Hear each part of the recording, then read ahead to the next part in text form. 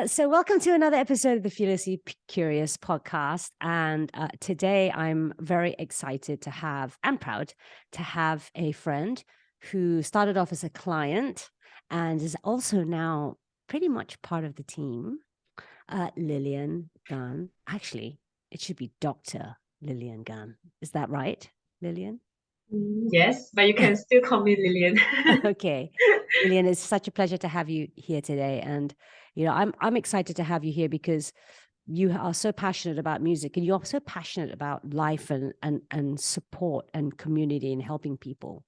And to have you share your time with us and actually do a little bit of play today as we introduce a different sort of vibe for the podcast series is very, very exciting. So I'm going to dive straight in. I'm going to ask what I ask all my guests. Rather than ask, oh, what do you do? I ask, what's your why?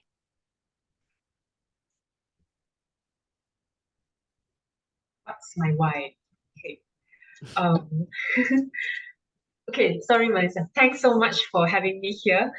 So because this is my first time being on the podcast, so um, yeah, it's kind of like wow, I can't believe that. Okay, so so my why. Um, I think for all my life of this 30 over years, like I always there's always a common theme which is like I always ask like what is life?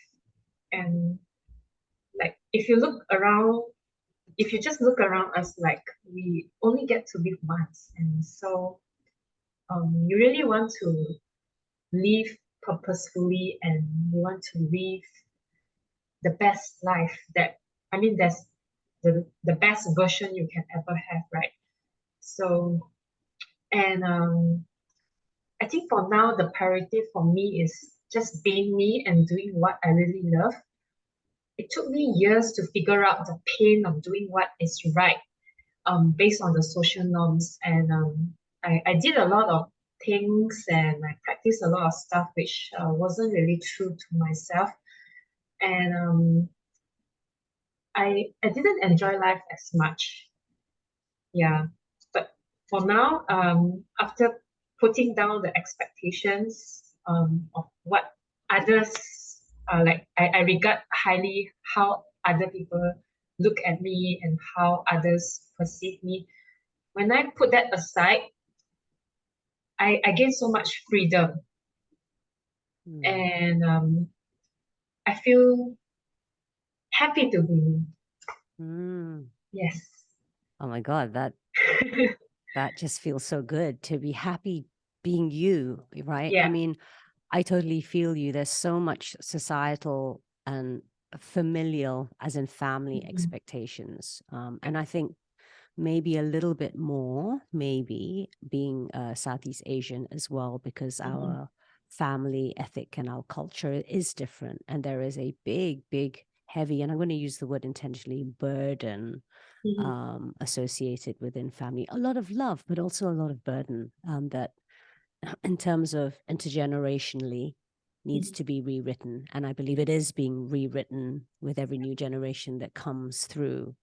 Um, and yeah, so that freedom that you've reclaimed for yourself, I feel that 100%. I think I went through the very similar journey. And at different stages of my life, I see Mhm. those layers come up even for me to continue to heal. So I'm Mhm. curious to know, right, what were some of the things that you did have done in your life, which I'm sure have been very enriching, right? Because I don't believe in regret. I believe we only regret what we don't do. Yes. What are some of the things that you've done in your life that you did because you felt you were meeting an expectation rather than Mhm. a desire or fulfilling a dream? Mhm. So I suppose it's like I I mean life is like you get to do a lot of decisions. You get to make a lot of choices, and sometimes you take risk. With every decision you make, you take risk. And for me, I think I took many calculated risks in this life. Um, okay, the biggest one was my career. I would say like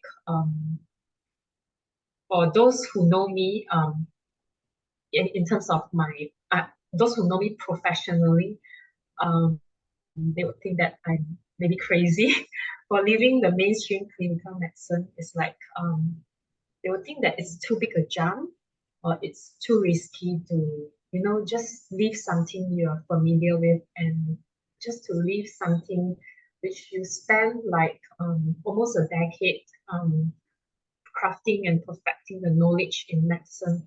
Like just leaving the practice and doing something else is it's not a common thing you would see among my peers.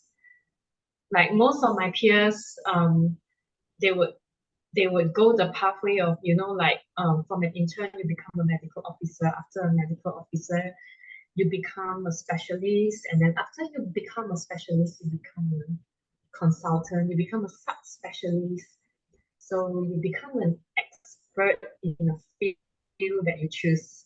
Mm-hmm. Like you become an expert in bones, you become an expert in the heart, like you become a cardiologist, or you become a neurologist, or you become a neurosurgeon, things like that. Like people expect most young doctors to go down that route, but I figured out years ago that that is not what I wanted. So I took the calculated risk to go to a different pathway, and I went to do clinical research. So I mean it's a niche outside of the mainstream clinical medicine, where you see patients in clinics, you see patients in hospital, you perform surgeries on patients, things like that. I don't do that. I spend most of my time communicating, meeting different people, and because it's clinical research. So just let me break it down to you what clinical research is. Um, for the part of clinical research that I was involved in, basically it involves like, before a drug goes to the market, you Yeah. need to make sure that that particular drug is safe. At the same time, it's effective. So it's a very laborious process and it requires a lot of testing and a lot of monitoring and stuff. So being a part of that gives me an insight of advancing healthcare that's probably not visible to some of my colleagues who were on the mainstream. And I enjoy it tremendously because it was something which allowed me to learn new stuffs every day. I get to see new things. I get to learn new things. I get to meet new people. I get to know the latest technologies. And it has opened a door to a different world to me. Yes. And that was one door which I opened. So leaving mainstream clinical medicine. And for now, I'm doing another jump, which is getting time out of the corporate life and picking up new skill sets. So Picking up new skill sets, did you say? yes, picking up new skill sets. So one of the skill sets that I'm working hard to perfect over the past 2 or 3 years was writing. So because I was a researcher as well, right? So a lot of my bread and butter involves writing and thinking and putting thoughts, distilling ideas, distilling information into writing and communicating them. So I really enjoy like breaking down something complicated to simple bite-sized pieces so that it's understandable to the public. Mm. Yes, so I really enjoyed it because like I had the privilege of accessing all this like knowledge. So it would be a waste if I don't share it with those who are interested. Yeah. So for now, I'm trying my best to perfect my writing skills by writing contents. And I don't restrict myself to just writing medical and science related contents because the world is so big. Like we don't live in silos. We need to interact with people from all walks of life. So I actually deal with customers from different industries, and at the same time, I get to learn the stuffs in their industries as well. So Hmm. that's a win-win. That's awesome. So Yeah. always learning, and I love that attitude that you bring to your work and to life, which is actually fearlessly curious. You're just Mhm. open to learning new Yeah. stuff. So I mean, with sharing maybe with the listeners, what industries are you currently working with with your freelance Mhm. content writing or copywriting, I should Mhm. say? So at the moment, in my free time, I practice writing some health related contents. So it can range from just common non-communicable diseases like diabetes, high blood pressure, or maybe working with elderly adults like people Mm-hmm. with dementia, people with Alzheimer's. Okay. And yeah, occasionally I will write about like conditions like fatty liver, things like that. So that's medically related. Yes. Whereas for non-medical related ones, it would be very technical stuff like say it's the construction industry, Oh. like what ingredients or what kind of building materials are best for this kind of building stuff. Mm-hmm. And I also have a friend uh, who's asking me to write about music. Ah, aha, aha. Okay. More about that a little later, maybe. Yes, yes. I mean, like, it's nice because I love music as well. I'm passionate about music, and it's something that I've kind of abandoned years ago to pursue medicine. And now it's like when I go back to being myself, things that I like and things that I love, they just find their way back to me. Yeah, Hmm. I don't know how to describe it, but maybe it's what others call the manifestation or the universe is answering your call. Like I'm still a bit skeptical about this idea, but Hmm. I kind of feel it like, like if you are being yourself, you really enjoy something, you want to do something, you are passionate about it, all these things will come to you naturally without you asking for it. They Mhm. just come to you like you are a magnet and they just come to you. So Well, I'm happy to hear these things are coming to you. And I think mhm. maybe now we can begin a little bit of the debate part and Yeah, sure. intermingle it with the introduction and the debate. You said that you're a bit skeptical about that. You know, how people say, you Mhm. manifest it or the universe brings it to you.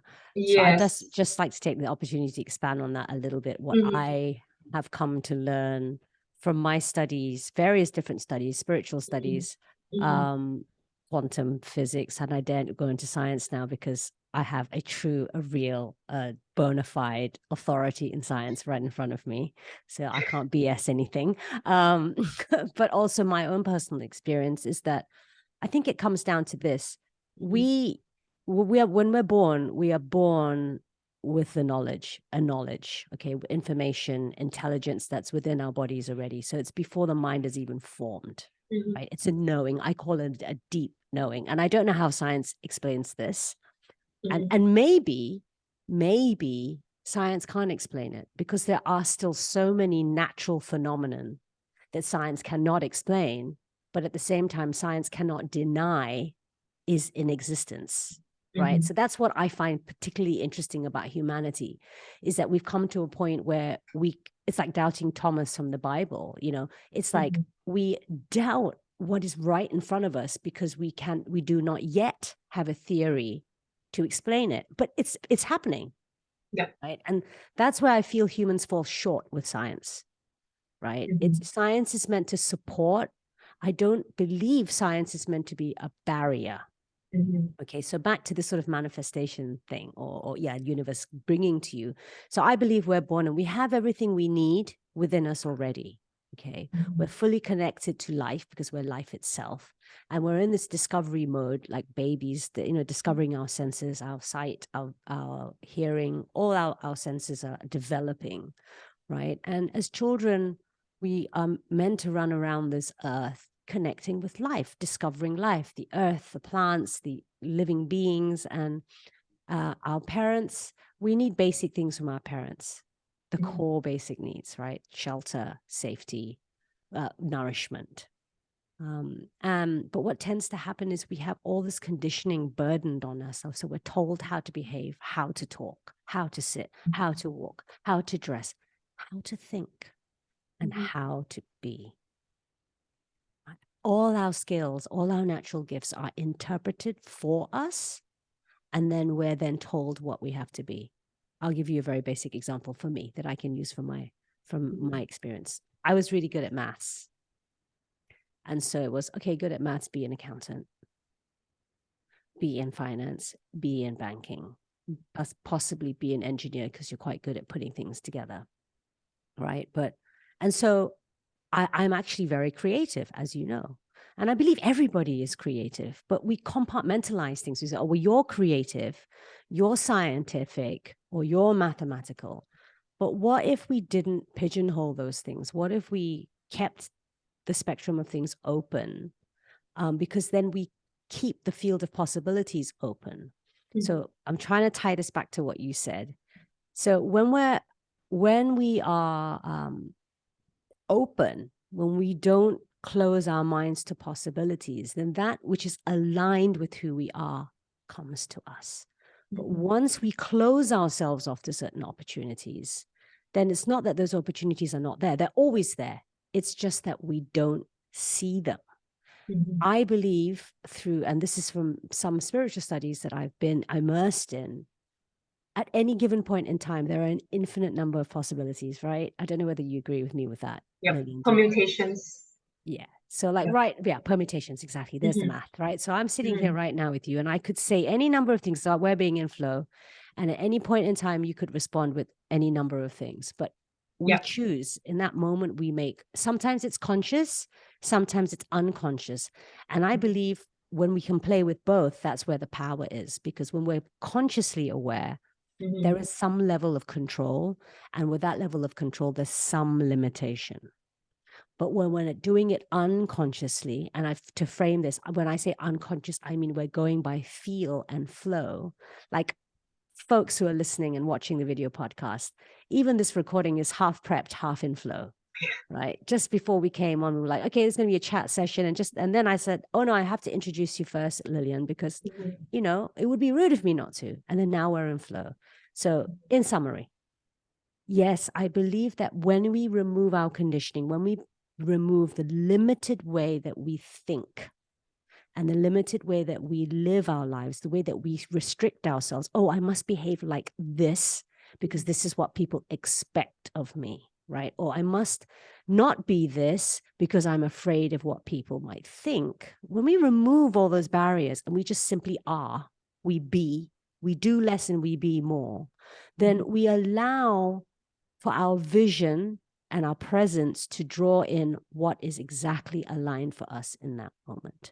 Then we employ the mind to figure out what action steps are appropriate for the choice we've already made in that moment. What are your thoughts? What are your thoughts?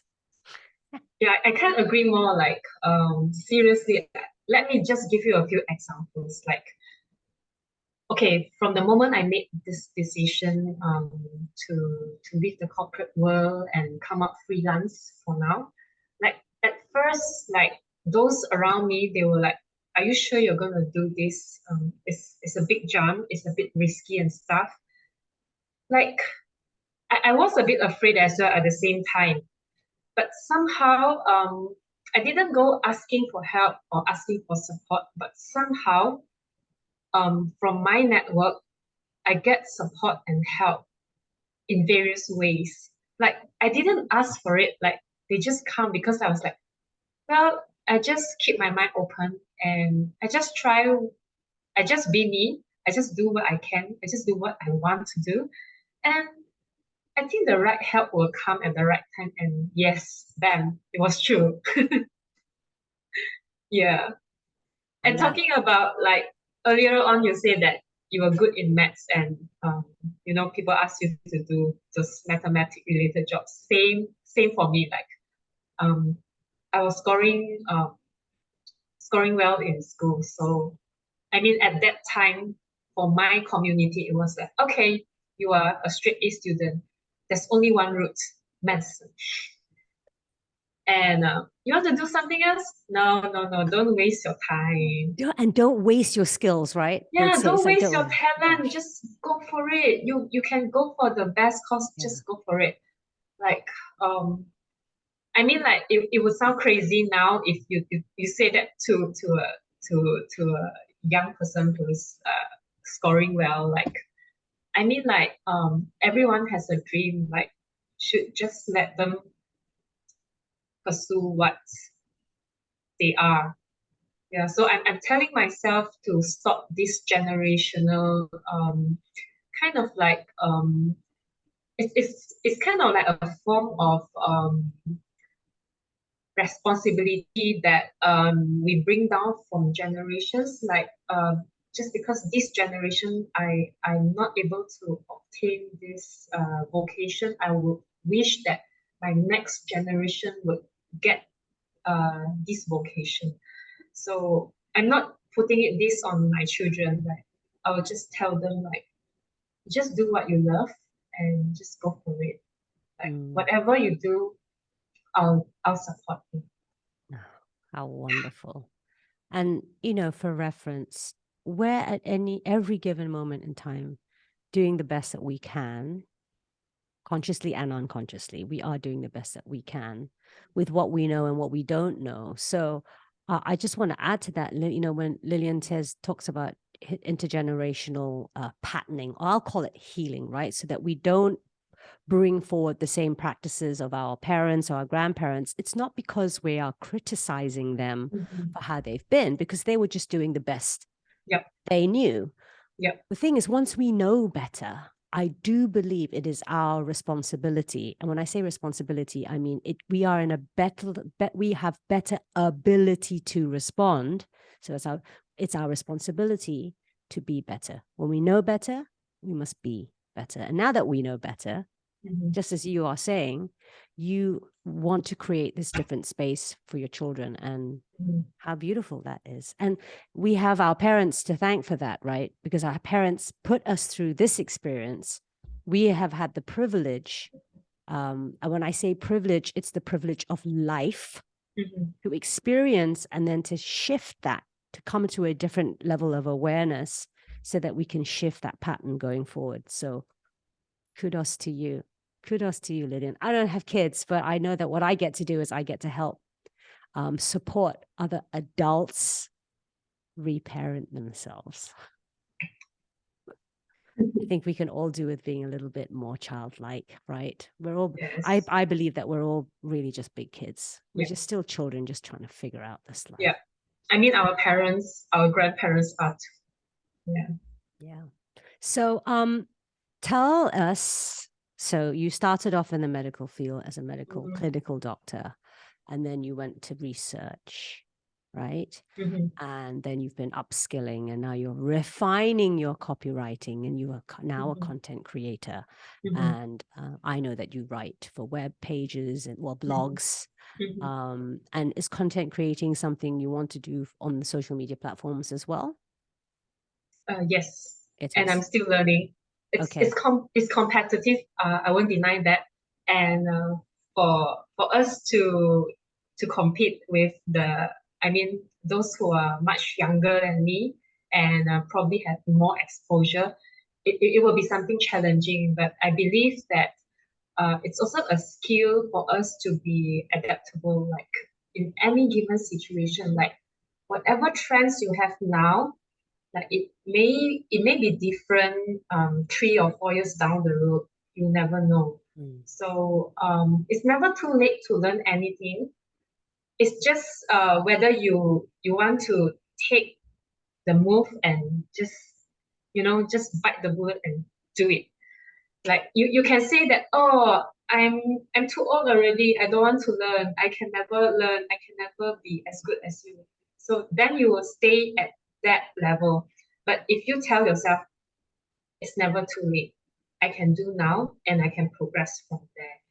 And then the chances, I mean, the possibilities are infinite if we have that mindset. Yeah.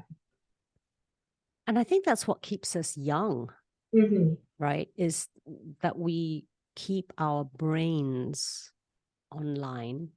Yes. And on two levels. One is the brain, like we're learning, so that neuroplasticity. Maybe Yeah. you could share a little bit. I'm going to come back to you and ask you if you could just expand on what neuroplasticity is. But from my level of understanding, the more that I employ my brain doing different new things, learning new things, the more I'm stretching my brain as a muscle, right? So that's keeping my mind active.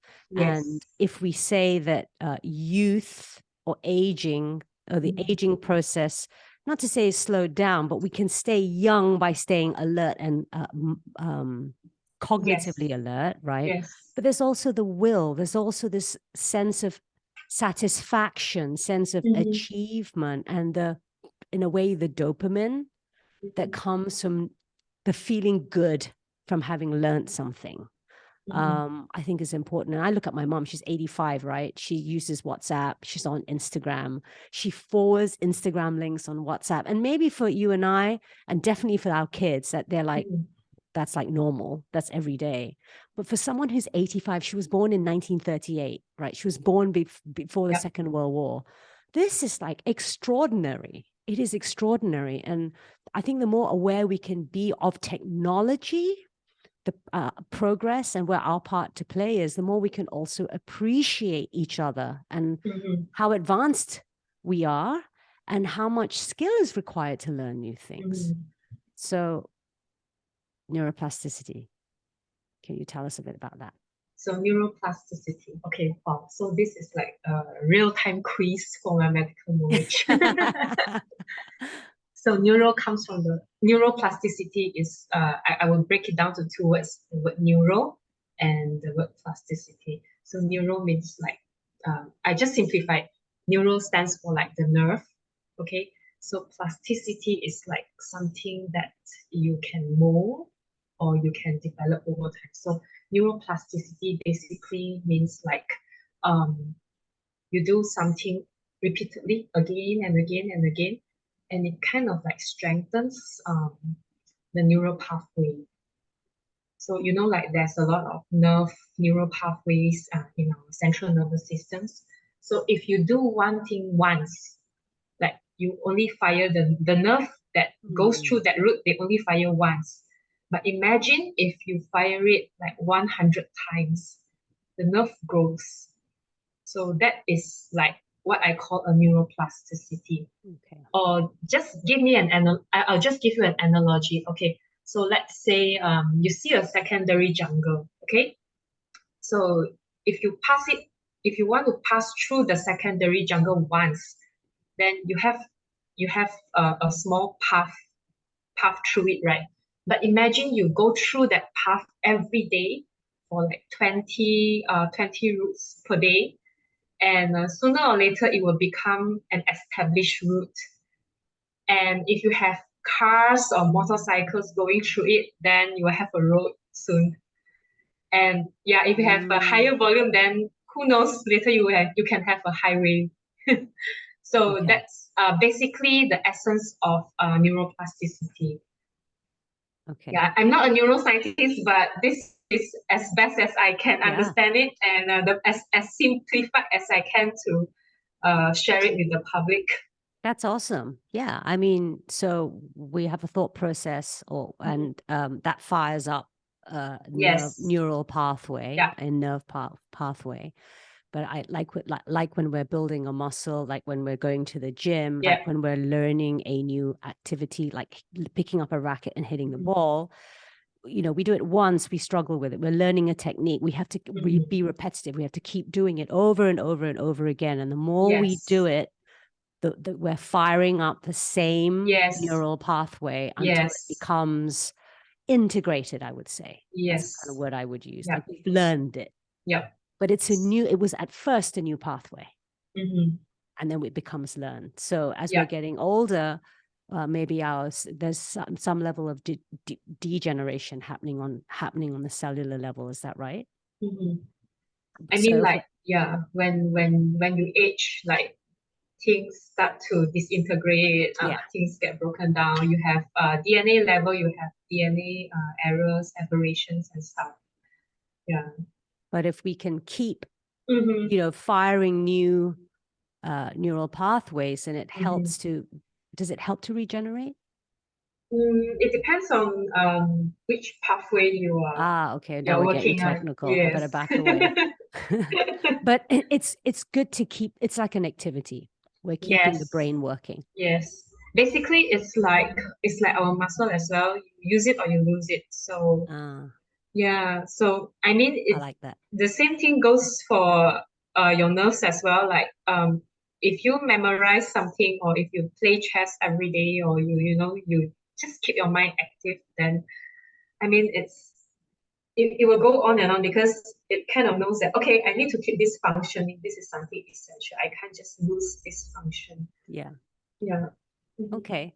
Thank you, Lilian. So I want to wrap it up for this episode today because I like to Thank pack you. things into a Mhm. fairly brief session so that our listeners can have time to take it all in and maybe hit that repeat button and listen to it again. They may want to rewind or bookmark certain sections. The section about how Lilian broke free from, years of commitment to one path of living, and that it's never too late to change your path. It's never too late to start to build your relationship with who you're born to be Mhm. and pursue your dreams. It's never too late. It's always a new beginning. And then how we went into neuroplasticity, and then how we also touched upon manifestation and how Mhm. we open ourselves up to living open ourselves up to the limitless possibilities that are out there that allow us to align with who we are and what we're meant to do. I just want to wrap that up, but also let listeners know that they must not forget to subscribe because we're actually going to be deep diving into some, what did you used the word mischievous, I think, didn't you? Yes, yes. I was going to be a bit naughty, but I guess Melissa got the better of me. I wanted to ask you, I wanted to interrogate you, like, how are you sure that your playlist works, things like that? Like, maybe How am I'll I try sure? next time. Yeah, why don't we leave everybody with one of those questions? Yeah, like, So what how question do you have? how do you curate your playlist? I'm really curious about it. How do I curate my playlist? So Yeah, for say you are having this okay, let's say you are feeling a bit stressed, so you want to mm, curate a playlist which helps relieve your stress, but we know that different people they enjoy different kind of music. So how would you know that I mean your playlist will appeal to everyone, or like mm, how mm. do you decide what songs to put inside your That's playlist? that's a great question. So Yeah. for context, because not everybody may Mm-hmm. know that part of what I do as a coach is I use music as one of the foundational tools to support my clients and anybody actually within the community to move through any emotions that they're struggling with. So in this instance, Lilian, you're asking me, I don't know if stress is an emotion, but it's definitely a state. Okay. Mm-hmm. So and I curate playlists to support people. So the short answer is I cannot guarantee that my playlist is going to work for everybody, especially when I'm doing a general playlist. So I have a couple of general playlists that I have on my Spotify, on my YouTube, right? What a playlist for daydreaming, a Mm-hmm. playlist to vibe to, and previously I've also had published a playlist for your inner child, a playlist to support holiday anxiety as you build up to Mm-hmm. Christmas or holiday events. So I can't guarantee, first of all, it's going to work for everybody, but that's also why it's a playlist, right? Because Mm-hmm. the first song may not work, but the second might. Okay. And the thing is, once one song works, this is what I found through my experience. Once one song works and that person taps into it, then the next song isn't not going to work. I'll say that again. Once the first song works, that person is already tuned in to allowing their nervous system to receive. Mm-hmm. So it's like once the door's open, the door's not going to shut anymore because there is a level of comfort that that person is already feeling. So once we're feeling more comfortable, more safe, why would we want to go back into a place of discomfort? Okay, so that's the first part. The second part is my belief, and it is a belief, is that the majority of the time when people go, I don't like that song, it's not working for me, it's the mind talking. Because, and this is the part maybe that science can't explain, and I'm always going to go to the science because, you know, I have you here, a science expert. I love to leverage on that. This is the part I feel science can't explain, which is I have an infinite faith that because I'm guided when I'm choosing songs. When I play this, I'm not thinking, oh, what song shall I pick? I'm literally not thinking. I hold an intention. So someone could call that. So for some people, it's like, what does that mean? Well, I really tune into what is needed right there in the moment, not needed by that person, but what is needed, period. Right. So if I'm listening to a client, or I'm tapping into severe levels of fear, like during the pandemic, right? I built a playlist during the pandemic. I was tapping into that. There was just worldwide fear on a global scale. And it was so palpable, right? Because there was such uncertainty, and everybody was feeling the same thing, this level of uncertainty. And I just tuned into that almost like a prayer. And I literally open up I use Spotify. And sometimes I go into my Apple library, and I will literally just scroll,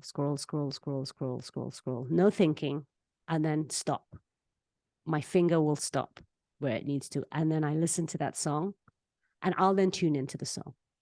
And if within the first 3 bars, my heart doesn't either beat fast or I feel an openness in my body, I go to the next one. So I'm literally not thinking, I'm fully in my body and being guided. So there is a hell load of faith, and faith in being in guidance, but faith in my body, that my body will tell me what is aligned, not what is right, what is aligned. Because what is right and wrong is very much based on the mind and our experiences, right? But what is aligned, there's no judgment around that. I don't believe there is it. So I hope that answers your question. Yeah. It does. Yes. Great. Woo, So, phew. I just ask something lighter then. Um, okay, so do you have a favorite playlist like that you listen to for yourself? Just a general. I have so many. I think if I look at my number of playlists, let's just do it for fun. I'm literally going to open up where I build my playlist on Spotify, and I'll put create playlist, and it says create my playlist number 341. Wow. So not all of those are accessible to the public, and not all of those are live anymore. So in short, what is my favorite? Right now, I'm consistently building 2 playlists. It's called Songs for Daydreaming and Songs to Vibe To, and you can find it on my Spotify. It's open to the public. And I'm building it, so that I think it's about 30 songs in each right now. Oh, that's nice. Yeah, so have a listen to that. And Sure. there's one that I was building last year that I put a pause on, and it's called Music for Mindfulness. Let me just get the title. Music for Mindfulness and Emotional Healing. And so it is an experience. So it's called Music for Mindfulness and Emotional Healing, because whatever emotional state you're in, the idea is that you can listen to that playlist and it will take you through your emotions. A lot of the time, our discomfort and struggle comes because we feel something emotionally and it's too much. Oh, I can't feel that. Or it's not the right time. I'm at work. I can't feel this, right? Or I'm with my kids. I can't feel this. Or I'm in public. I can't feel this. Or I'm alone. I can't feel this. Well, the mind will always find a reason, because if we haven't had the appropriate level of education on our emotions, then they can be overwhelming. They can be scary. Music, I feel, is one of the most powerful tools for supporting us in riding the wave of our emotions, because we get out of our head, and our mind is the thing telling us it's too much, you're too much, there's too many people, there's not enough people. And we can just sit in the frequency, the tones of the music, and be with what is. I just went on and on. I can talk about this for ages. So in summary, right now, my two favorite playlists, go listen to Songs to Daydream to, Songs for Daydreaming and Songs to Vibe to, both on Spotify. Will you share that in the podcast link? Yes, it will be shared in the podcast link. And in fact, those who are listening to the Fearlessly Curious podcast on Spotify, if you just literally just even hit on my profile, you'll see all my public playlists there. But the fun thing is that, you know, when we get to journey together, either in community or in groups or one-on-one, I get to curate your personal playlist. But more importantly, you then learn how to create your own. And more about that, I think, in the next episode. So I'm gonna put a boundary now and say no more questions, Lilian. Okay. Let's save it for the next. Thank you, Melissa. Let's save it for the next session. If yes. you come back for another session. Yes. I think I fumbled quite a bit. No, you didn't. You didn't. There's no fumbling. There's no right or wrong. There's, you know, this is like in flow. That's the best part about this. Thank you for allowing us, the listeners, to be curious about you and your life and sharing a little bit of your journey. I will be asking more questions about your journey in the next session, so just letting you know. Sure, and thank you. I'm going to invite our listeners as well to write in and ask questions, not just for me about the music, but mainly also about you, if you're open to it, because I think you have such an extraordinary journey and story to share, because you have taken that traditional, conventional, professional, corporate route, which I know so many people out there have done, right? And then you're like, okay, now I'm going to do something else. And it's something that is radically different at a time of life when most people would be like, I can't do this now. I've built such a secure life. You know, I'm risking so much. You're doing it. And I think it will be extraordinary to share some of your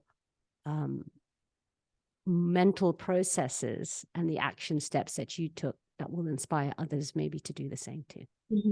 Would you be open to that? Yes. Amazing. Awesome. Thank you, Lilian. Thank you, Melissa. Thank you for giving me this opportunity to share my voice, to share my thoughts.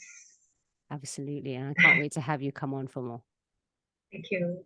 So until next week, listeners, stay fearlessly curious.